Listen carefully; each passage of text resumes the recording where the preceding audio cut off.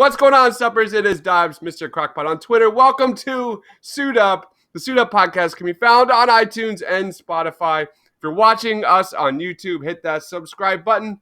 On tap for today, we're going to talk the Clone Wars Episode 8, the final season of the Clone Wars. We're going to give you our reactions. We're going to talk our top takeaways. We're going to grade it and talk about the next arc of the Clone Wars. Guys, you ready to suit up? Let's do it. Let's do this. I am Iron Man. I find your lack of faith disturbing. I want you to remember the one man who beat you. The Force will be with you, always. A king's time as ruler rises and falls like the sun. I do this all day. What's but a smile on that face? That's my secret, Cat. I'm always angry. Some men just want to watch the world burn. All right, guys, we are back. Joining us today is, of course, our co-host, Loretto from Movies Matrix. Check out Lo on Twitter at Marcellus Durden and Movies Matrix on Twitter at Movies Matrix and moviesmatrix.com. What's going on, Lo? Hey, how you doing? What's up from the West Coast? California says hello. It's good, man. It's good, man. What's new, dude? Oh, just I'm grateful and blessed to be working. I know some people aren't, and just taking it one day at a time. It's really quiet compared to what I normally deal with. So, absolutely. Also joining us today is one of my longest friends. He is Ryan. Follow him on Twitter at renegade_H. What's up, Ryan? What's going on? I'm kind of very uneasy about that Golden State Warrior jacket he's got on there. Ooh, I don't know about that. Yeah, I got the Phillies hat. He's got the Flyers shirt, and we got the Bay Area guys. Something doesn't fit here, right, Lo? Disclaimer though, and don't worry, I'm not a bandwagoner. I lived through the dark ages, man. I remember Andres Biedrins. Monte Ellis is my hero, so I've been there. Trust me, I know all about it. I'm just glad we got one. Oh man! So let's start off with our top takeaways, our favorite moments of Episode 8. I believe it was called Together Again. My first takeaway: I have been dogging this arc of the Tezz Sisters on my reviews at thepaintlines.com. I'm just happy we are moving on. That I gave this episode a really high review. It was a really good episode, but my favorite moment is that it's over. The Tezz Sisters are moving on.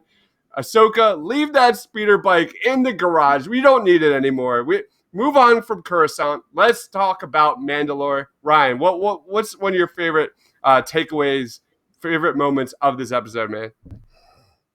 Well, I hate to burst your bubble, but it's highly possible that the Tezz Sisters will be back in some capacity. No! Not in this series, but I expect down the road we'll probably see them somehow. Because if I'm not mistaken, where they were living in Cortez, is that what Coruscant. Where are they living in? Coruscant. That was supposed to be a story arc in one of the video games. Oh, Pretty positive about that. Yes, level 13. 13. Yes, level 13 was supposed to be a story arc, and then they ditched it.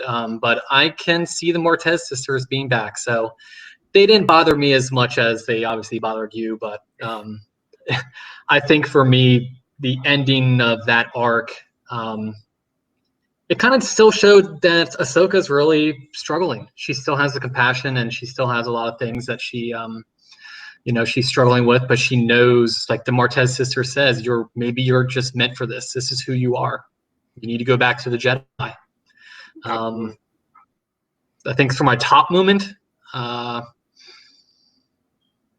don't know for this episode if I have a top moment outside of Ahsoka just kind of, making a sacrifice, knowing that she can get out of situations, and she made a sacrifice, and the sisters are, they're home safe. Go ahead, Loretta. My. Probably my least favorite episode of this season. I haven't been down on the Tezz Sisters as you, Dibs, but I feel like this episode could have happened an episode ago. Yes. Everything that happened in this episode, I think we could have seen it already. Literally, you touched on it last pod about how they broke out and then they got caught and they're back in jail. Like they literally went in a circle. So that was repetitive. And I mean, ultimately, I'm glad it's over. I'm glad they finally got there. She finally got hooked up with Bo-Katan. But one positive moment, though, one moment that I liked, that my favorite moment of the episode, I loved how we finally see Maul. That was cool. He's talking with the head Pike, or I forgot his name. And then I loved how he kind of had this feeling and he started looking and then Ahsoka ducks down. That was kind of cool. Like, because I always wondered about that in the mythology, like, or the continuity of like Star Wars. Like, can the hologram see the surroundings? It's usually just the person in front of you, right? Or maybe he just had a force feeling or something like that. I thought that was kind of cool though. Yeah, like spider sense. No. You saw Ahsoka's reaction. I definitely think that Ahsoka knew of Darth Maul because I believe that's the first time Ahsoka has actually seen Darth Maul. I'm sure that she's like heard about Darth Maul from stories with Anakin or with Obi-Wan and the Jedi Council. Well, she acknowledges his presence at the end of the episode. She says, Maul, so. Yeah, so that was really exciting. I'm glad we finally got to Maul. Unfortunately, we're going to have to wait to the next arc to finally get that battle we've been talking about forever. But anyway, I mean, Rafa, she was one of my least favorite Star Wars characters of all time. I'm just so done with Rafa. She's so stubborn. She's just in denial the entire arc. And, she's one of those characters, man, I compared her to Jar Jar. And it just ruined this entire arc. Go ahead, Ryan. It's terrible. What is the difference between Rafa, the overall character, and Han Solo? Interesting. Well, at least Han Solo, had a transformation. Rafa didn't really. Rafa was the only transformation Rafa had was she accepted that Ahsoka was, good-natured and kind of had their best interest, as a priority. Rafa never admitted her faults. Rafa was just... Well, Rafa is a rebel in a way, but she's also a survivor. She's someone who's had to survive in the depths of the underworld. Like they said, oh, the Jedi up there living in glory, we're down here scrubbing away. They're survivors. And, that's a sort of appreciation I guess you can have for someone like that. I understand the arc, and I think maybe the disappointment from you is the total arc that we have right now. I don't want to really see two unknowns. This is the final season of the Clone Wars. I want to see Ahsoka. I want to see Anakin. I want to see Obi-Wan Kenobi. Yeah, and that's what Loretto and I talked about on our previous pod. Like, how much filler?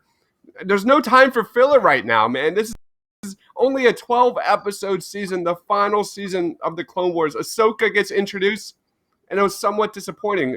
Loretto, what was your take on the Tezz sisters? See, that's the problem. I actually like them. I think they're great, but not for the final season. I think I agree with you guys. We are not seeing enough Anakin and Obi-Wan, and especially I liked how it started at first, kind of shying away from the Jedi, but at some point we got to bring them in. And I thought that we would see Anakin possibly appear, possibly rescue them. That didn't happen. But that little tease of him feeling her as she flew by, that was awesome. But for the fact that was how many 2 episodes ago? Yeah. It's like his presence is non-existent. And I think that's definitely a downside, especially if this is the final season.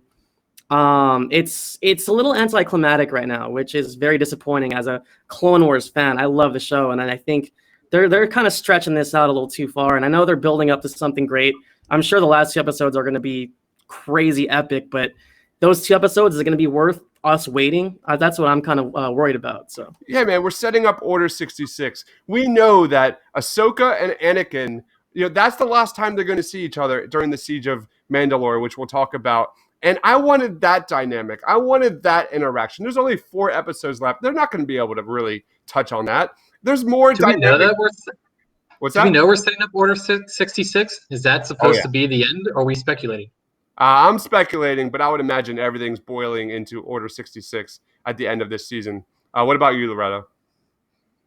I'm not 100%, but I'm kind of thinking that route as well. I think we're going to have a lot of focus on Mandalore, especially because The Mandalorian did so well.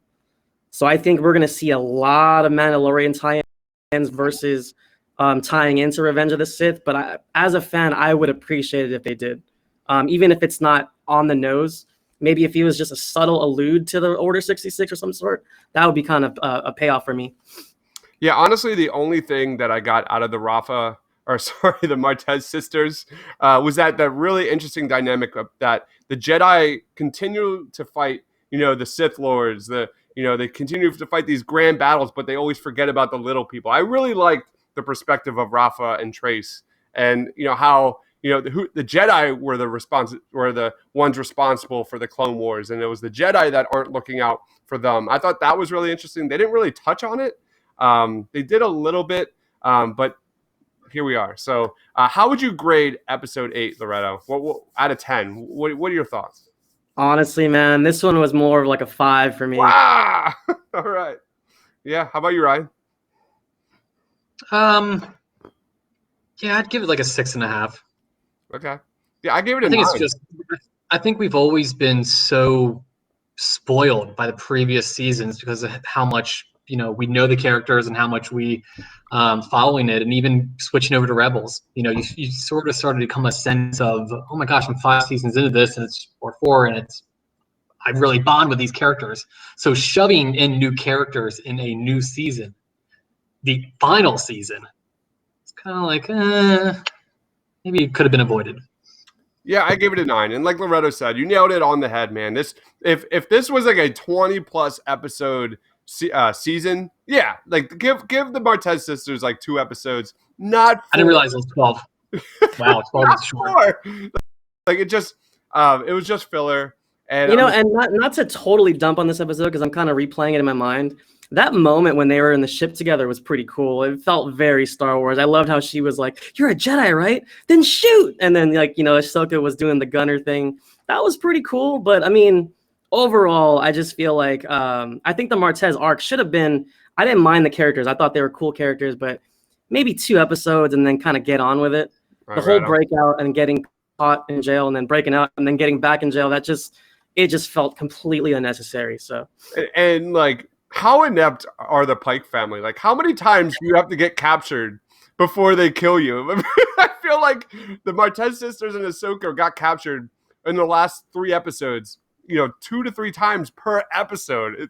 It kind of just got repetitive. Considering they stretched it out, it did feel like they rushed the ending of it as well. It kind of felt like their turnaround on her was so fast. They were like, "Oh, you're a Jedi?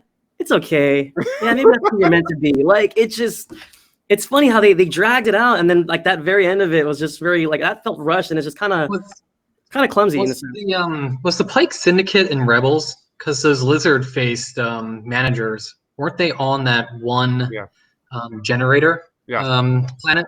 Yep. Yeah. I'm not sure, but we've seen the Pike Syndicate. We've seen nods. That was really cool to see Darth Maul. What was it? The Shadow. Crimson Dawn? Crimson Red or something? Saw the Crimson Dawn, so that was a nod to like Solo. That was pretty cool. So there were some nods in this episode that I thought were pretty fun. And let's talk about moving forward because there's a lot of Darth Maul stuff, some canon stuff that are a little iffy. Loretta, what do you want to see moving forward in the next arc? We've touched on it. I want to see how Goff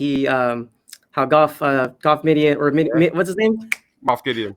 Moff Gideon. I had it backwards. I was almost a dyslexic moment there. Moff Gideon. I want to see how he gets the Darksaber. I'm sure we're gonna see it in some way, shape, or form. That's something I'm anticipating because I know the fight's coming, but that's also something on top of that I really want to see. Does Maul have the Darksaber right now? He retrieves the Darksaber. So that's the really interesting question: is where are we in the canon? When Disney bought Star Wars, I don't know. I'm just speculating. When Disney bought Star Wars, are the comics canon?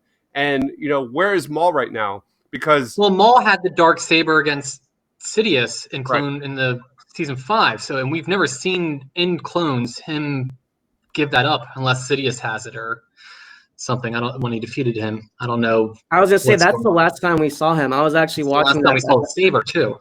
Yeah, right. And I was watching that episode, kind of leading into this, thinking we were gonna kind of get to Mandalore already. And that's the last time we see it. We didn't see it in season 6 at all. We don't know where Maul is, just like what Dibes is saying. So it's kind of interesting if they're going to touch on maybe do a flashback of some sort of how he ended up talking back, smuggling spice. So, it would be really cool to see you have Ahsoka, you have Bo-Katan, They're obviously joining together to go against Maul. I'm assuming Bo-Katan's going after the Darksaber in some way or form. And then you see Anakin and Obi somehow get a sense that something's going on, and they go after Maul as well, and maybe all together, 2 episodes together. That would be my, hope. Ahsoka, Anakin back together for a brief moment. Maybe they patch things up, and you're done. That's 100% where I was going, man. I want to see real chemistry, kind of just real focus on Ahsoka and Anakin. I want to see that dynamic first and foremost in this next arc. If it takes an episode, I'm good with it. And that would be really, really fun. I really want to. Anakin in the Clone Wars is so much better than big screen Anakin. It's not even close. And that's what I want. That's 100%. Any final? Go ahead. Go ahead, Loretta. Fingers crossed that the finale is at least an hour. I mean, we only got 4 episodes. Give us something, I hope, Right. What's really cool is I see 3 episodes down, title Phantom Apprentice. Yeah. So that's really cool. Yeah. All right. Any final thoughts, Ryan? We'll wrap it up. Let's hope we see more of the old clan back together. Love it. Love it. Love it. Make sure you follow Loretto on Twitter at Marcellus Durden, and check out Movies Matrix at moviesmatrix.com. For Ryan, check him out at Renegade_H. I am Dibes, Mr. Crockpot on Twitter. For Loretto, for Ryan, for myself. Thanks for watching, guys. Stay awesome. I am Iron Man. I find your lack of faith disturbing. I want you to remember the one man who beat you. The Force will be with you. Always.